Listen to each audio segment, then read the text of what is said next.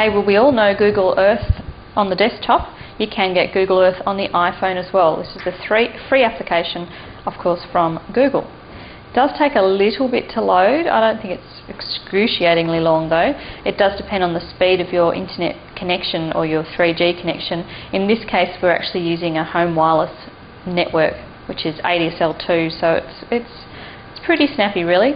Now, considering the amount of data that Google Earth uses, you wouldn't really want to do this too often on your 3G network, would you? No, you wouldn't. Now, you can look up any location around the world just as you can with the desktop version. So let's look up New York, something large and obvious that is really very well mapped. New York, there it goes. And here we are, transported around to the other side of the world. New York, New York. Now, all major cities are in red, and as you get in closer, you'll see two things. One is this little W here. That is a Wikipedia link to information. Oh, United Nations, that must be where the United Nations building is. So this is basically the page from Wikipedia that you might get if you had typed in a search for United Nations on Wikipedia, and that comes up. Now, that come up in its own browser. It didn't actually open up a separate application, which is Safari. Is that right? Yes, that's right. It's all sort of part of this. That's perfect. Yeah, and the blue dots, if I can get one of them to work, they bring up a photo taken at that location, at ground level. So it is essentially the same as the desktop version of Google Earth, but on your own phone, right? Yes, you can't drop in pins though to remember locations. Now it looks like it has kicked us back out to the main menu of the iPhone. This did happen. Oh no, yes it did. Yeah. It did, because it's just brought up Jellycar there, and that's simply by coincidence because I put my finger on it, and it's actually the icon that's next, or it's right close anyway, to Google Earth.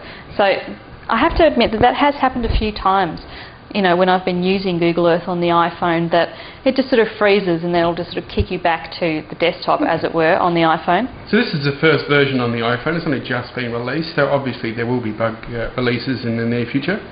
Yeah, and I mean, it's a fun application. It's not like it's, you know, your calendar or something crucial that's sort of you know, been kicked back to the desktop. So what does it really offer you that Maps doesn't offer you?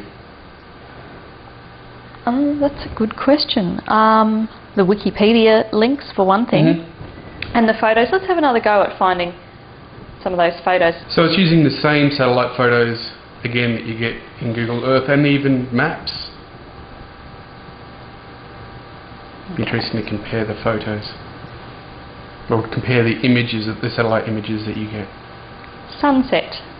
There we go. Sunset on the outskirts of Sydney. Now let's have a look and see just how far down you can go. Ooh, not in a very populated area. Oh yes, here we go. A bit of suburbia there.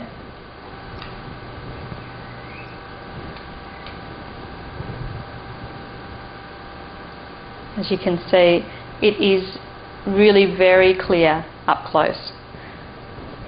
So it really is just as good in those terms as the desktop version of Google Earth. It's constantly showing the direction at the top there as well. Okay, so you can spin the map around and look at it from any angle. Yeah, you can turn the iPhone as well, look at it from a different angle. Now, as we've noticed, it's a little bit slow. So in the information section, you can turn some things off if you want to. Borders and labels, the terrain, you can add the latitude and longitude on there as well.